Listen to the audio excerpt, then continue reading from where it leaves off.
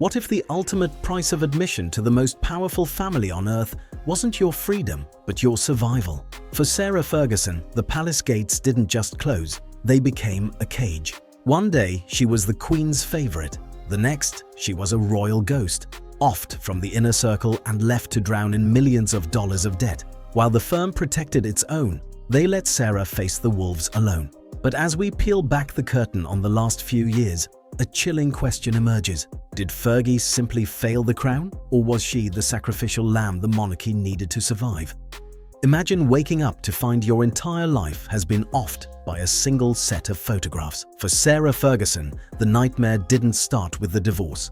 It started with a billionaire, a sun lounger, and a scandal so graphic it made the Queen's blood run cold. While the rest of the world saw a duchess at play, the palace saw a security breach they could no longer ignore. Within hours, the protection was gone. No more royal guards, no more private secretaries, no more get-out-of-jail-free cards. Sarah was effectively ghosted by the very institution she'd sacrificed her privacy to join. But here's what the headlines missed. As the royal gates slammed shut, Sarah realized she wasn't just losing her title, she was losing her lifeline. She was left standing on the outside with a wardrobe worth millions and a bank account that was rapidly hitting zero. The firm has a way of making people disappear without them ever leaving the room, and for Sarah, the silence was deafening. She was drowning in nearly $7 million of debt, and the people who used to toast her health at dinner wouldn't even pick up the phone. She was desperate. She was cornered. And that's when she made the one mistake that would haunt her for the next 20 years. Because when a royal is stripped of their income but kept in the spotlight, they have to find a way to pay the bills.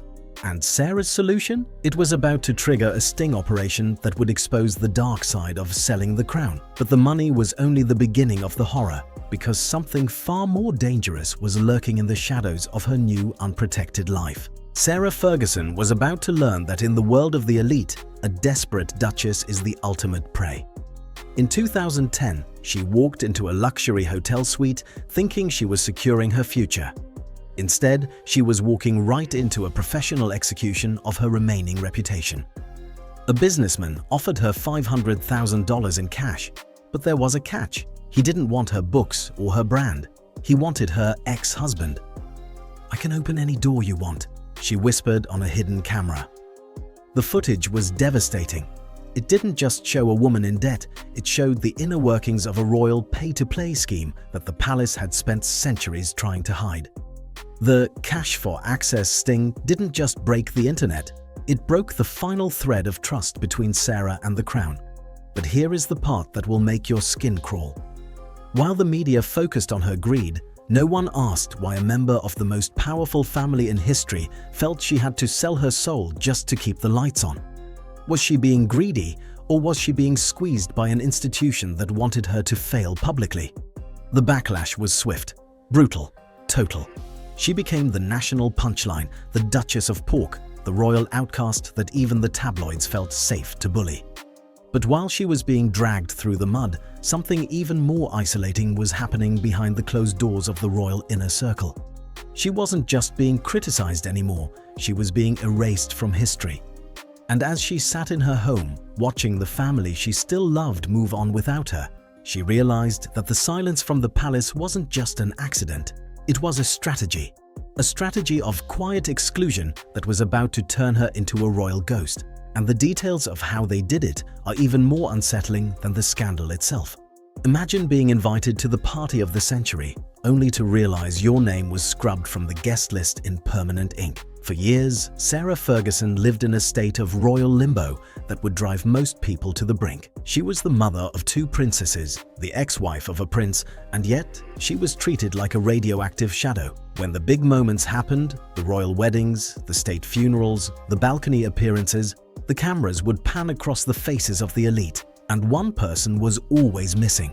It wasn't just that she wasn't invited, it was that her presence was treated like a threat to the monarchy's very existence. Think about the psychological toll. She continued to live at Royal Lodge with Andrew, sharing a home with the man she'd divorced decades ago. while the institution he represented acted like she didn't exist. She was close enough to smell the palace tea, but forbidden from taking a seat at the table. But why the extreme cold shoulder? Insiders whisper that this wasn't just about old scandals.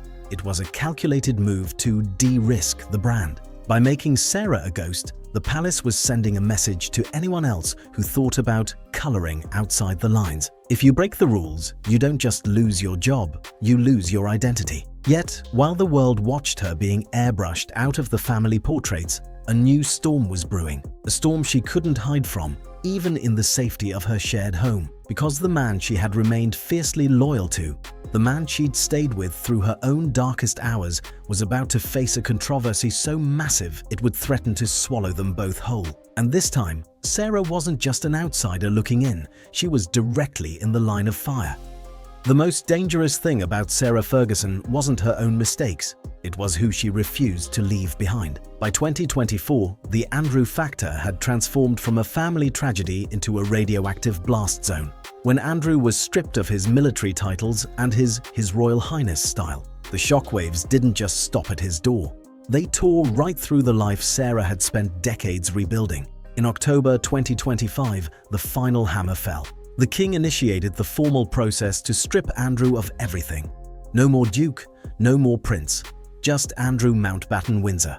But here is where the story turns truly dark for Sarah. Because she had spent years publicly defending him, calling him a good man and the happiest divorced couple in the world, she was no longer seen as a victim of the system. She was seen as an accomplice to the scandal. By the end of 2025, Sarah herself ceased using the title Duchess of York. The name that had been her greatest asset for 40 years had become a brand so toxic that even the city of York held a unanimous 10-minute vote to strip her of her ceremonial honors. She wasn't just losing a title, she was losing her place in the world. As 2026 began, the situation turned from scandalous to legal. With Andrew's arrest on suspicions of misconduct in public office, the palace didn't just distance itself, it severed the connection with surgical precision. Reports surfaced that Sarah was sofa surfing and missing, with even King Charles and Prince William allegedly having no idea where she had gone. She had stayed loyal to the end, but that loyalty had a terrifying price. Suddenly, the unprotected narrative wasn't just a theory anymore.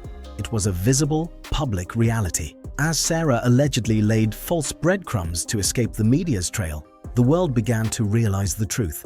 When the institution decides to close ranks, it doesn't matter how long you've been in the room. If you're standing next to the person being cut out, you're going to get hit by the blade. And as the eviction from Royal Lodge looms, Sarah is facing a reality far worse than debt or public humiliation. She is facing the realization that the system didn't just fail to save her. It might have been waiting for the perfect moment to let her vanish entirely. What if the woman who refused to leave Andrew's side for 30 years was finally forced to choose her loyalty or her life? As of April 2026, the unprotected narrative has shifted from a theory into a brutal public reality. For decades, Sarah Ferguson was the friendly ex living in the shadows of Royal Lodge, but the latest release of the Department of Justice's files has turned that shadow into a scorched earth zone.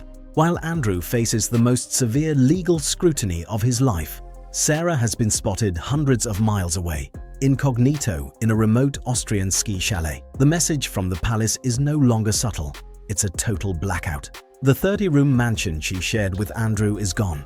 In February 2026, the final eviction notice was served, and for the first time in nearly 20 years, the most happily divorced couple in the world has been physically torn apart. But here is the part that's keeping royal watchers awake at night. Sarah didn't just move house, she vanished. Reports of her being smuggled back onto royal grounds in the footwell of cars or hidden in removal vans suggest a woman desperate to maintain a connection that the king is working tirelessly to sever. Is she a loyal partner, or is she a woman who knows too much to be allowed to speak? The firm has officially closed ranks, and Sarah Ferguson is finding herself on the coldest side of the wall. Her charities have shuttered for the foreseeable future. Her book deals are being pulled, and her inner circle whispers that she feels wronged by the way the institution has used her as a human shield for Andrew until she was no longer useful. But as her daughters, Beatrice and Eugenie, reportedly struggle to find a place for her in their own lives, a new and dangerous rumor is beginning to circulate. They say Sarah is tired of being the silent ghost.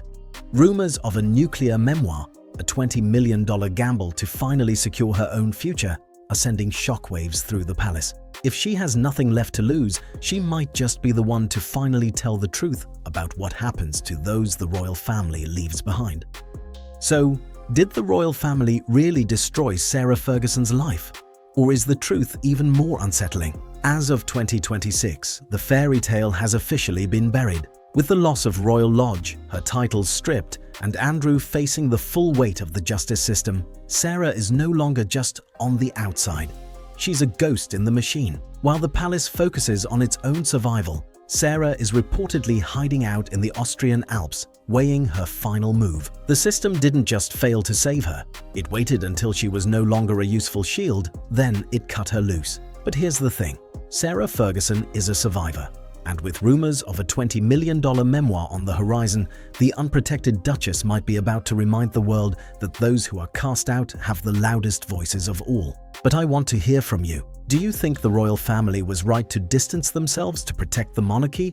Or did they betray a woman who stayed loyal to them for 40 years? Drop your thoughts in the comments below. I read every single one. Thanks for watching, and I'll see you in the next one.